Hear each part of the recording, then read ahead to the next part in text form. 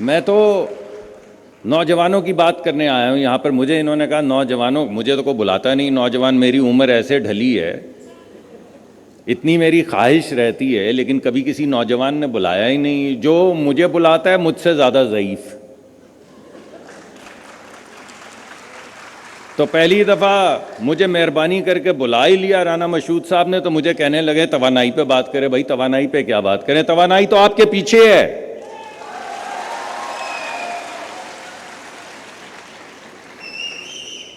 تو صاحب میں آپ کے سامنے 3 چیزیں رکھوں گا صرف. میں یہ سمجھتا ہوں کہ میں اپنے والد کی عمر کو پہنچ گیا ہوں. تو اپنے والد کی عمر کو پہنچنے کے بعد میرے ذہن میں یہ آیا کہ میں آج آپ سے کچھ ذاتی چیزیں شیئر کروں. 3 چیزیں شیئر کرنا چاہتا ہوں. میں سمجھتا ہوں میرے والد نے مجھے 3 تحفے دیے. پہلا تحفہ دیا جب میں 15 سال کا تھا. ایک دن وہ تشریف لائے رات کو اور مجھ سے انہوں نے بات چیت شروع کی. ہمارے گھر میں رواج یہ تھا کہ بات چیت کا مطلب یہ ہے کہ وہ بولیں اور میں سنوں, بس یہ کمپلیٹ بات چیت ہے, فل ڈائیلاگ. تو تھوڑی دیر میں ان کو احساس ہوا کہ جو بھی وہ بات کہتے میں مانتا جا رہا ہوں. انہوں نے 1-2 دفعہ بات کو الٹایا پلٹایا بھی, تو میں الٹی بات بھی مان گیا. تو وہ نکلنے لگے تو مڑے اور مجھے کہنے لگے کہ I want you to know one thing. تو میں نے کہا جی. تو انہوں نے کہا every idiot's hero is his dad, just remember this. یعنی اس دن انہوں نے مجھے آزاد کر دیا. انہوں نے کہا کہ میں ایک انسان ہوں, مجھے انسان کی طرح پرکھو. میں ایک انسان ہوں, مجھے انسان کی طرح دیکھو. میرے اندر اچھائیاں ہیں, کچھ کوتاہیاں ہیں, محبت سے دیکھو, احترام سے دیکھو, مگر پرکھو. اور انہوں نے مجھے کہا کہ if you cannot think beyond me, shame on me, not shame on you, because I must have done something wrong in raising you. تو یہ پہلا تحفہ ہے اس آزادی کا, اس آبجیکٹیوٹی کا. اور یہ سارے میرے عمر کے لوگ جو آپ کو آ کے روز بتاتے ہیں ہماری بات سنو, ہمیں پتا ہے, تمہیں کیا پتا, بکواس.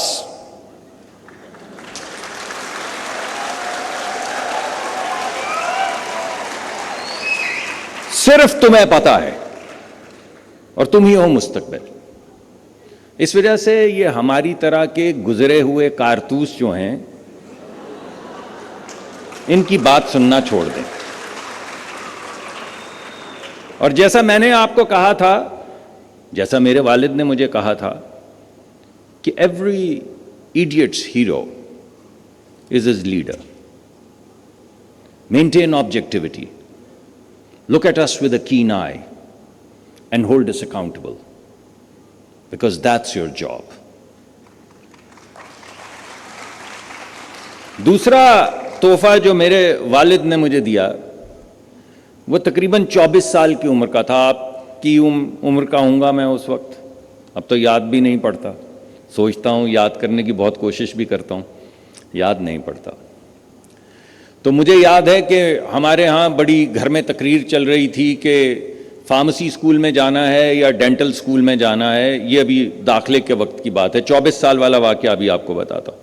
تو فیصلہ یہ ہوا کہ فارمیسی بہتر ہے. تو میرے والد نے مجھے کہا فارمیسی اسکول میں داخلے کے وقت کہ یار یہ بہتر اس وجہ سے ہے کہ تم جب فارغ البال ہو جاؤ گے, کچھ تعلیم حاصل کر لو گے, تو تمہارا اٹھنا بیٹھنا ڈاکٹروں کے ساتھ ہوگا, پڑھے لکھے لوگوں کے ساتھ ہوگا, ہسپتالوں کے ساتھ ہوگا. تو اچھی زندگی گزارو گے پڑھے لکھے کی کو. اور اگر اللہ نے استطاعت دی اور کوئی چھوٹی فیکٹری ویکٹری کھول دی تو ہو سکتا ہے معاشی طور پہ بھی ترقی کر لو. تو میں بڑا خوش ہوا کیونکہ سوچنے کا تو میں نے ٹھیکہ اپنے والد کو دے رکھا تھا. تو جب میں گریجویٹ ہوا 24 سال کی عمر میں, تو انہوں نے مجھے پوچھا 5 مہینے جب میں پھرتا رہا سڑکوں پہ, جیسا کہ آپ لوگ پھر رہے ہیں, کیونکہ کالج سے نکلنے کے بعد سڑکوں پہ ہی پھرنا پڑتا ہے. تو جب میں 5-6 مہینے پھر لیا تو ایک دن انہوں نے مجھ سے کہا کہ ہاں بھائی استاد کیا پلان ہے. تو میں نے وہی جو انہوں نے مجھے کالج میں داخلے کے وقت بات کہی تھی منو ان وہی سنا دی کہ جی وہ ایک ایسے کرتے ہیں کہ کوئی چھوٹی سی فیکٹری لگا لیتے ہیں، پڑھے لکھے لوگ ہیں، ڈاکٹر ہوں گے، کوئی ہسپتال ہوں گے، زندگی اچھی گزر جائے گی۔ انہوں نے کہا ہاں ہاں یہ بات تو بالکل ٹھیک ہے، ان کو سمجھ آ گئی کہ کالج نے بھی اس کا کچھ نہیں بگاڑا۔ تو ان نے مجھے کہا کہ ٹھیک ہے، تو فلاں ہمارے انکل ہیں، ان کی ایک چھوٹی سی فیکٹری تھی، کوئی بڑی نہیں، ان کا وہاں چلے جاؤ، کام سیکھ لو، اگر کچھ سمجھ آئے گی تو کر لیں گے۔ تو میں جب جانے لگا، میں مڑا تو انہوں نے مجھے پھر دوسرا تحفہ دیا۔ تو انہوں نے مجھے پھر دوبارہ سے کہا کہ ایک بات یاد رکھنا۔ میں نے کہا جی۔ تو انہوں نے کہا کہ once you join a rat race, even if you win you are still a rat. Wow! If you join the rat race, even if you win, you still a rat. بس یہ بات میرے دل کو لگ گئی، آج نہیں بھولی۔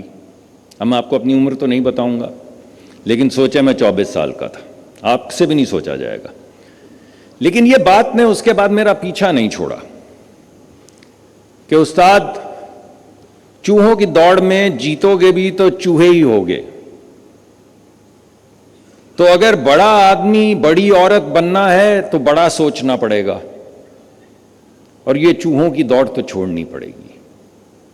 تو پھر میں نے اپنے والد سے کہا کہ میں یہ نہیں کروں گا، my heart is not into it. تو انہوں نے کہا اچھا یار ٹھیک ہے، یہ نہیں کرو گے تو کیا کرو گے؟ میں نے کہا یہ مجھے نہیں پتا ہے، بٹ ایک یقین سا ہے کہ کچھ ہو جائے گا، میں کچھ کر لوں گا۔ مجھے شاید موقع ہی نہیں ملا اپنی بات سننے کا، اپنے دل کی آواز سننے کا، کبھی سوچا ہی نہیں ہے، بس یہی سوچتے رہے کہ میرٹ آئے گا، کوئی نمبر آئیں گے، کہیں داخلہ مل جائے گا، کہیں نوکری مل جائے گی، کوئی دل کی آواز تو کبھی سنی نہیں۔ تو انہوں نے کہا اچھا جاؤ سنو اور جی میں آئے کرو۔ تو میں ملک چھوڑ کے چلا گیا، تو نہ فیکٹری لگائی، نہ دکان لگائی، نہ ڈرگ انسپیکٹر بنے۔ وہ تمام سہولتیں، وہ تمام چیزیں جو سامنے تھیں، انہیں سب کو چھوڑا اور میں نکل گیا، بیکاز میرے ذہن میں صرف ایک ہی بات تھی، اور وہ یہ تھی کہ I am not going to join the rat race because I am not a rat.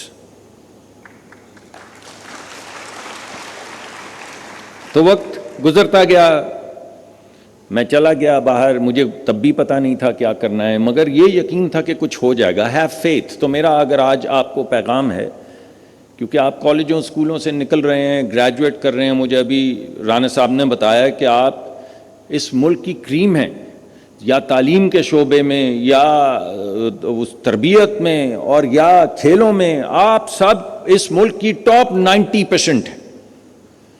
تو میں آپ سے یہی کہوں گا کہ have faith, it will work out, it always works out, just have faith.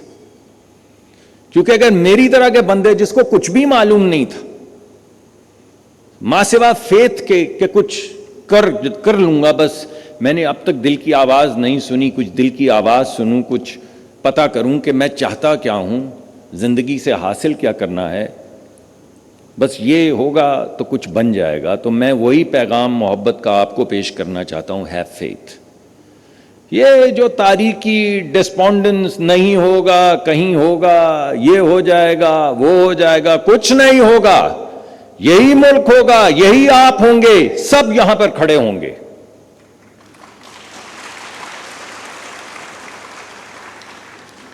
آخری تحفہ جو مجھے اپنے والد سے ملا وہ تقریباً 46 سال کی عمر کا تھا۔ تو میں نے پی ایچ ڈی کی، پھر میں نے ایک یونیورسٹی میں جب میں پوسٹ ڈاکٹورل فیلوشپ کر رہا تھا وہاں پہ پڑھانا شروع کر دیا۔ اس کے بعد میں نے ایک strategy consulting firm Stanford research institute join کر لی، پھر دوسری اسٹریٹجی، پھر تیسری، پھر ایک دن میں اس ریجن کا، نارتھ افریقہ اور مڈل ایسٹ کا، مجھے بoston سے بھیجا انہوں نے ریجن کو ہیڈ کرنے کے لیے۔ تو اس طرح میں واپس پہنچا، اور جب میں یہاں پر آیا تو ایک دن اتفاقاً میں یہاں پر آیا ہوا تھا، تو میرے والد کو، آپ میں سے ہو سکتا ہے کوئی میڈیکل کے شعبے سے تعلق رکھتے ہیں، ان کو ٹرانزینٹ اسکیمک اٹیک ہوا، کچھ دیر وہ کوما میں رہے، پھر ان کا انتقال ہو گیا. میں 46 سال کا تھا تقریباً. تو جب ان کی تدفین ہو رہی تھی تو بڑی ایک کلیشیٹ سی بات ہے لیکن میں پیش کرتا ہوں آپ کے سامنے. تو جب وہ نیچے اترے تو میرے تایا جان نے مجھے کہا کہ تم بڑے بیٹے ہو تو تم نیچے اترو اور انہیں لحد میں اتارو. تو میں نیچے اترا، میں نے ان کو اتارا، باہر آیا تو انہوں نے کہا اب تم یہ مٹی لو اور پھینکو. تو میں مٹی لے کے ایسے کھڑا ہوا، میں نے نیچے دیکھا تو کلیشیٹ سی بات جو میں آخری بات آپ کے سامنے پیش کرنا چاہتا ہوں وہ یہ تھی کہ ان کا جو کفن تھا اس میں کوئی جیب نہیں لگی ہوئی تھی. In that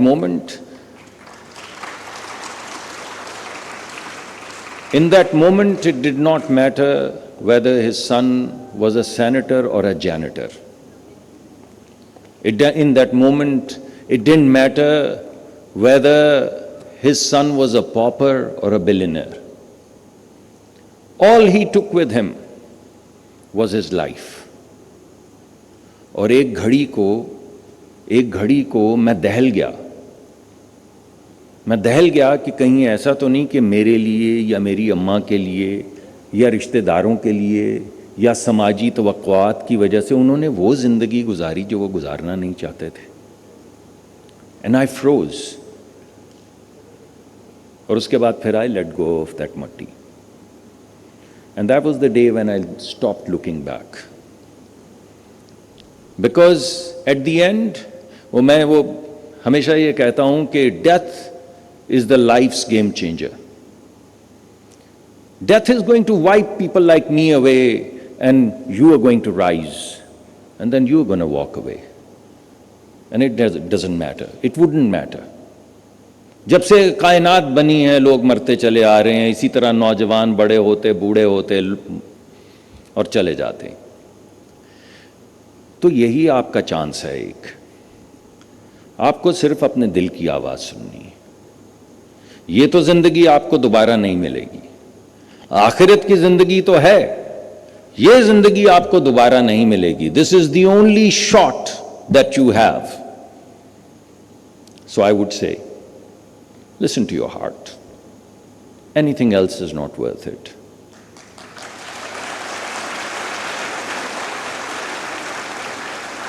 اور یہ جو معاملات دل کے ہیں نا، یہ بھی حساب کی طرح ہوتے ہیں کہ پہلے آپ کو جمع تفریق نہیں کرنی آتی. بچے چھوٹے چھوٹے دیکھیں ان کو وہ دیتے ہیں چھوٹی چیزیں، ان کو جمع نہیں کرنا آتا، پھر تفریق نہیں کرنی آتی، سبٹریکٹ نہیں کرنا آتا، پھر تفریق کی سمجھ ہی نہیں آتی.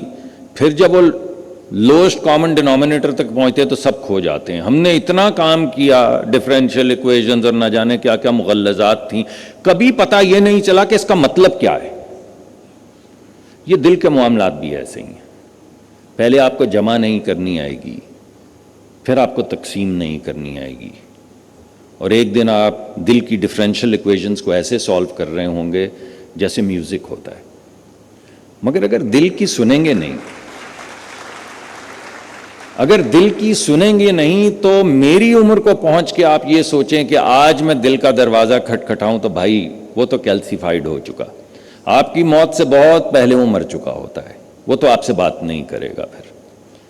تو اب سنیے، اب بات کیجئے، یہ ہے وقت. ارد گرد دیکھیں، آپ سب نوجوان ہیں، اپنے دل کی آواز سننا سیکھیے. And be bold, make mistakes. کچھ غلط نہیں ہوگا. Have faith, have faith, make mistakes, nothing will go wrong.